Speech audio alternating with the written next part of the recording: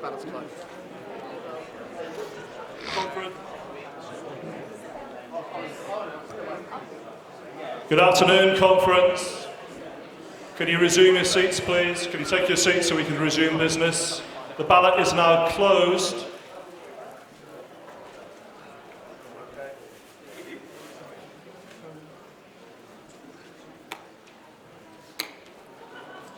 Quickly, please, conference.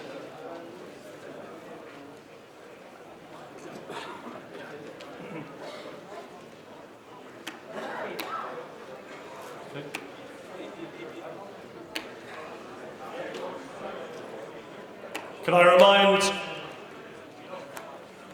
comrades, delegates, brothers, sisters, to switch off your mobile devices and any other electrical devices that make noises? All right. Can you see West London and Hackney? We're going to tackle the Haringey. We're going to tackle the Constitution. I know constitutions are deadly, but very, very necessary. So I ask for your forbearance that you showed this in this morning's session this afternoon, because it's very easy to get these things wrong. Okay. We're taking the Constitution in 4 chunks. Can I ask the IDCC to propose... Sorry. The IDCC is the Internal Democracy and Constitution Committee. Commission. Committee. Okay, Shaun's here. Okay. Take your seats, guys. Please take your seats. That means sit down. Sit down. Okay. Some order. Good afternoon, comrades. Shaun Thompson, Camden. I'm one of the people who Bit closer, Shaun. I'm one of the people who've reduced their life expectancy by working on this constitution over the last 3 or 4 months. Although Richard Murgatroyd over there from Huddersfield has done just a Trojan effort at drafting this.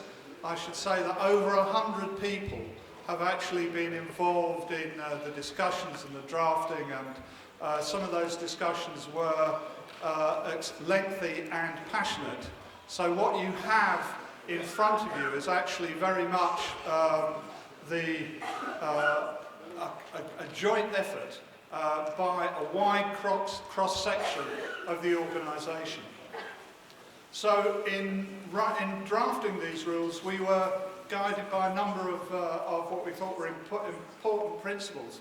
The first was as that the organisation and that the rules that this constitution is not about brave declarations of principle, it's not about lengthy statements, it's actually an instruction manual of how we run our organisation. And as far as possible, the feeling of the 100 and more people who are involved was that our organisation should be organised as openly, as democratically, and through as collective a process as possible. So, and also that our organisation, without being too sort of woolly and sort of Californian about it, should in some ways give a pointer to the sort of society that actually we want to build. So the key points of the Constitution, and so I'm not going to go through this. I have neither don't have the time, and quite honestly, I don't any longer have the energy to go through every point in this Constitution. But the key points, as far as they're concerned, is that the Constitution should set out very clearly, with as little ambiguity as possible, the rights of members and branches, and that the rights of members and branches should be clearly extremely strong. We've tried to establish, where necessary, innovative rules that would encourage the use and development, for example, of new forms of e-democracy and so forth, in the future in ways that will allow us to broaden our discussion. Crucially, we try to have a constitution. Obviously, no constitution, paper constitution, can guarantee it, but we've set out to avoid the palpable mistakes that organisations of the left have managed to experience over the years, and in particularly to try to make sure that we avoid unaccountable and self-perpetuating leaderships in the organisation. And so the rules, one of the circle that we have to square is how we have an organisation which is as efficient as possible, and yet which has very strong systems of accountability and transparency taking place. And you see this morning the sort of difficulties we've had when everybody really believes, as we all do believe, that it's necessary to be very transparent in our discussions. It's very difficult, comrades, and it takes time. So we want, but we also want to establish that to really make clear that we regard this constitution as a work in progress, as clearly it must be. There is no doubt that as time goes on, we'll find that elements of it don't work very well. 30 seconds. And will need to be changed. It's also the case that while we have attempted to establish as much as possible a document which achieves consensus, the fact is that none of us who drafted this agree with every element of it.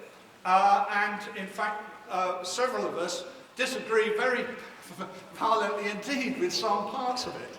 But nonetheless, we believe that it's that taken as a whole, it's at this stage of organisation, it's the most effective document that we can achieve at this time. Thank you.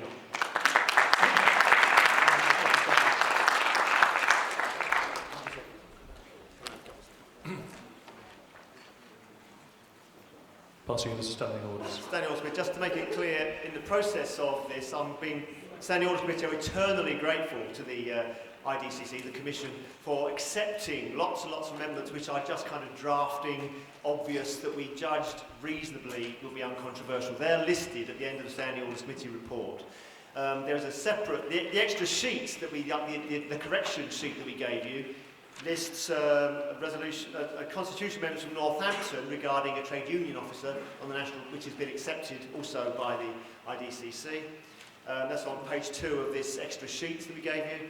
Also, Reading have moved resolutions basically altering the term disabled and replacing it with without negative regard to perceived or actual impairment, which is a kind of a much more, for want of a better word, politically correct way of describing it, and that's been accepted by IDCC as well. Okay, so thank you very much for that. So, as each section goes on, I will be making clear which bits have been, if they're relevant to this debate we're having, I'll say whether they're accepted or not, and I will. But please bear with us. This will not be. This is complex, but we'll get there. Okay. Thank you. Conference, we're going to look at the first part of the Constitution, which is the method of... the first part we're going to look at, is the method of changing the Constitution in the future. And there's an amendment, there's the same amendment from both West London and Haringey to section 21, which is on page 42 of your conference documents. Haringey's going to propose it. You have 2 minutes, thank you. I'm not sure why I need to... Okay, let me speak closer. I'm not entirely sure why I need to propose this, because I would have thought that the IDCC, in agreeing other amendments which have been proposed, would have agreed this one also, because I think it's a fundamental principle that the members of any group or organisation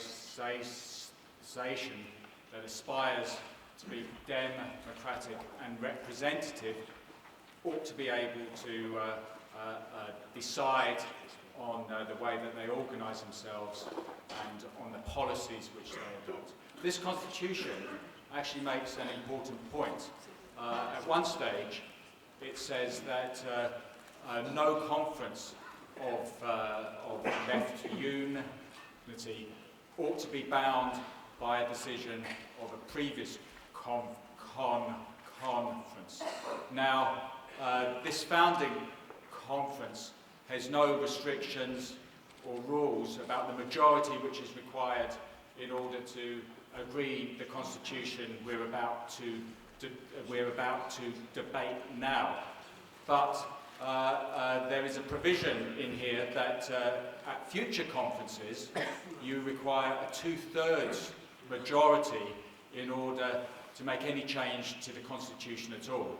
So in effect, what the IDCC is apparently arguing is that this conference has completely unrestricted right to agree whatever constitution it wants, but then its decisions then bound future conferences. So it's a self-contradictory 30 seconds.